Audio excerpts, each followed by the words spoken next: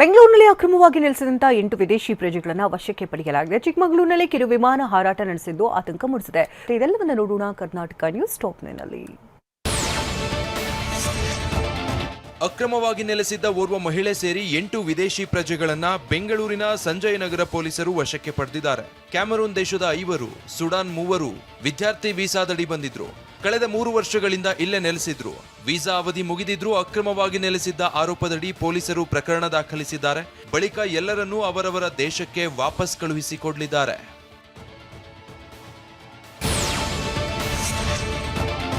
ದಕ್ಷಿಣ ಕನ್ನಡ ಜಿಲ್ಲೆಯ ಪುತ್ತೂರಿನ ಹಿಂದೂ ಸಂಘಟನೆ ಮುಖಂಡ ಅಜಿತ್ ರೈಗೆ ವಿಚಾರಣೆಗೆ ಹಾಜರಾಗುವಂತೆ ನೋಟಿಸ್ ಜಾರಿ ಮಾಡಲಾಗಿದೆ.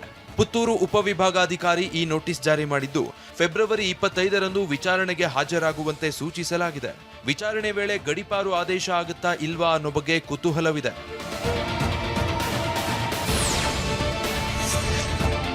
ಚಿಕ್ಕಮಗಳೂರಲ್ಲಿ ಕಿರು ವಿಮಾನವೊಂದು ಹಾರಾಟ ನಡೆಸಿದ್ದು ಜನ ಆತಂಕಗೊಂಡಿದ್ದಾರೆ. ಪೊಲೀಸ್ ಜಿಲ್ಲಾಡಳಿತದ ಅನುಮತಿ ಅಥವಾ ಯಾವುದೇ ಮಾಹಿತಿ ನೀಡದೆ ಕಿರು ವಿಮಾನ ಅತ್ಯಂತ ಕೆಳಮಟ್ಟದಲ್ಲಿ ಹಾರಾಟ ನಡೆಸಿದೆ.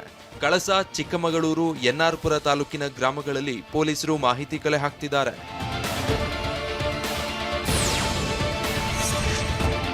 ಬಂಡೀಪುರದ ದಟ್ಟಾರಣ್ಯಕ್ಕೆ ಬೆಂಕಿ ಬಿದ್ದಿದೆ.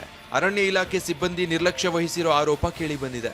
ಚಾಮರಾಜನಗರ ಜಿಲ್ಲೆಯ ಗುಂಡ್ಲುಪೇಟೆ ತಾಲೂಕಿನ ಮಲ್ಯನಪುರ ಗುಡ್ಡದಲ್ಲಿ ಬೆಂಕಿ ಕಾಣಿಸಿಕೊಂಡಿದೆ. ಅಪರೂಪದ ಸಸ್ಯ, ಗಿಡ, ಮರಗಳು ಬೆಂಕಿಗೆ ಆಹುತಿ ಹಾಕ್ತಿದ್ರೆ ಅರಣ್ಯ ಸಿಬ್ಬಂದಿ ಬಿಗ್ ಕ್ಯಾಟ್ ಅಲಯನ್ಸ್ ಹೆಸರಿನಲ್ಲಿ ಸೆಮಿನಾರ್ ನಡೆಸುತ್ತಿದ್ದಾರೆ ಅಂತ ಆರೋಪಿಸಲಾಗಿದೆ. ಹುಬ್ಬಳ್ಳಿ ಧಾರವಾಡದಲ್ಲಿ ಟ್ರಾಫಿಕ್ ಎಎಸ್ಐ ಲಂಚ ಪಡೆಯುತ್ತಿರುವ ವಿಡಿಯೋ ವೈರಲ್ ಆಗಿದೆ. ಹುಬ್ಬಳ್ಳಿಯ ನ್ಯೂ ಇಂಗ್ಲಿಷ್ ಸ್ಕೂಲ್ ಬಳಿ ಹುಬ್ಬಳ್ಳಿ ದಕ್ಷಿಣ ಸಂಚಾರಿ ಠಾಣೆಯ ಎಎಸ್ಐ ಕಾರ್ ಸವಾರನಿಂದ 500 ರೂಪಾಯಿ ಲಂಚ ಪಡೆದ ವಿಡಿಯೋ ವೈರಲ್ ಆಗಿದೆ. ಕೇಸ್ ಮಾಡಿದ್ರೆ 6,000 ಆಗುತ್ತೆ ಅಂತ 500 ರೂಪಾಯಿ ಪಡೆದು ರಶೀದಿಯನ್ನು ಕೊಡದೆ ಕಳುಹಿಸಿಕೊಟ್ಟಿದ್ದಾನೆ.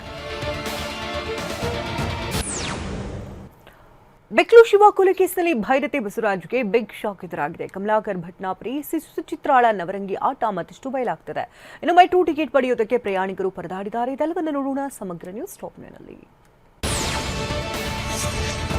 ಬೆಂಗಳೂರಲ್ಲಿ ರೌಡಿ ಶೀಟರ್ ಬಿಕ್ಲು ಶಿವ ಕೊಲೆ ಕೇಸಲ್ಲಿ ಕೆಆರ್ಪುರಂ ಶಾಸಕ ಭೈರತಿ ಬಸವರಾಜ್ಗೆ ಮತ್ತೆ ಸಂಕಷ್ಟ ಶುರುವಾಗಿದೆ. ಕಿತ್ತಗನೂರಿನ ಜಮೀನು ವಿವಾದದ ಹಿನ್ನೆಲೆ ಕಳೆದ ವರ್ಷ ಜುಲೈ 15ರಂದು ದುಷ್ಕರ್ಮಿಗಳ ಗುಂಪು ಬಿಕ್ಲು ಶಿವನನ್ನ ಮಚ್ಚು ಲಾಂಗ್ಗಳಿಂದ ಅಟ್ಯಾಕ್ ಮಾಡಿ ಕೊಲೆ ಮಾಡಿತ್ತು. ಎಫ್ಐಆರ್ ದಾಖಲಾಗ್ತಿದ್ದಂತೆಯೇ ಹೈಕೋರ್ಟ್ಗೆ ಅರ್ಜಿ ಸಲ್ಲಿಸಿ ಬಂಧನದಿಂದ ಮಧ್ಯಂತರ ರಕ್ಷಣೆ ಪಡೆದ ಭೈರತಿ ಬಸವರಾಜ್ ಪೊಲೀಸರ ಮುಂದೆ ತನಿಖೆಗೆ ಹಾಜರಾಗಿದ್ರು.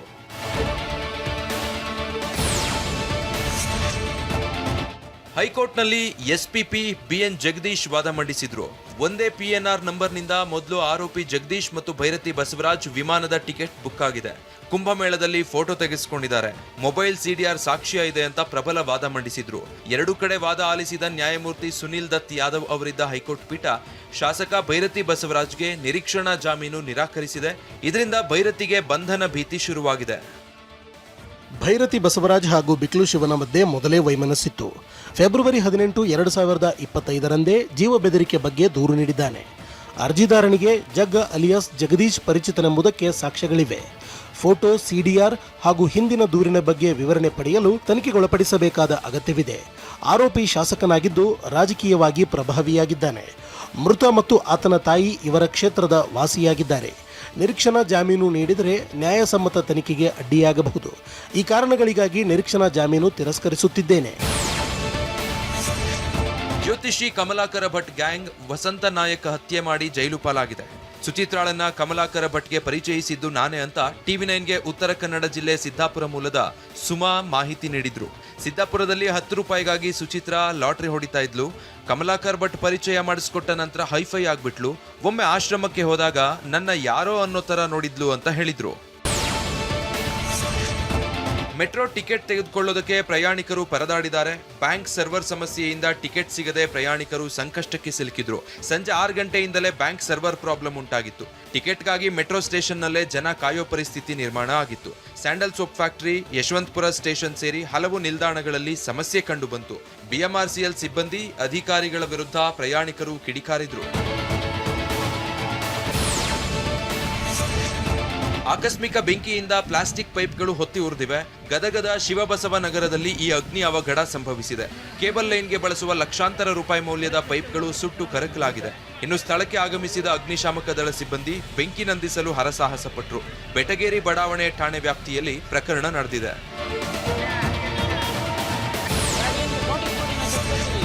ಬೈಕ್ ಮಿರರ್ ವಿಚಾರಕ್ಕೆ ಟ್ರಾಫಿಕ್ ಪೊಲೀಸರು ಮತ್ತು ಬೈಕ್ ಸವಾರನ ನಡುವೆ ಕಿರಿಕಾಗಿದೆ. ಬೆಂಗಳೂರಿನ ಹೆಬ್ಬಾಳ ಸಂಚಾರಿ ಠಾಣಾ ವ್ಯಾಪ್ತಿಯಲ್ಲಿ ಘಟನೆ ನಡೆದಿದೆ. ಮಿರರ್ ಇಲ್ಲ, ಬೈಕ್ ಇಲ್ಲೇ ಬಿಟ್ಟು ಹೋಗುವಂತ ಪೊಲೀಸರು ಹೇಳಿದ್ರು. ಚಿಕ್ಕ ವಿಷಯಕ್ಕೆ ಬೈಕ್ ಏಕ್ ಬಿಡ್ಲಿ ಅಂತ ಸವಾರನ ವಾಗ್ವಾದ ನಡೆದಿದೆ. ಹೆಬ್ಬಾಳದಲ್ಲಿ ಕೆಲ ಕಾಲ ಹೈಡ್ರಾಮಾ ಕ್ರಿಯೇಟ್ ಆಗಿತ್ತು.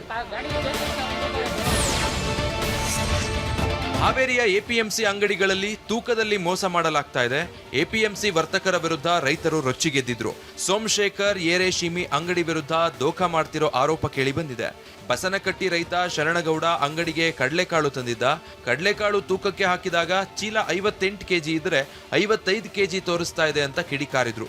ವಿಷಯ ತಿಳಿದು ಸ್ಥಳಕ್ಕೆ ಎಪಿಎಂಸಿ ಅಧಿಕಾರಿಗಳು ಆಗಮಿಸಿದ್ರು. ಬೆಂಗಳೂರು ದಕ್ಷಿಣ ನಗರ ಪಾಲಿಕೆಯಿಂದ ಪಾರ್ಕ್ ಅತಿಕ್ರಮ ತೆರವು ಮಾಡಲಾಗಿದೆ.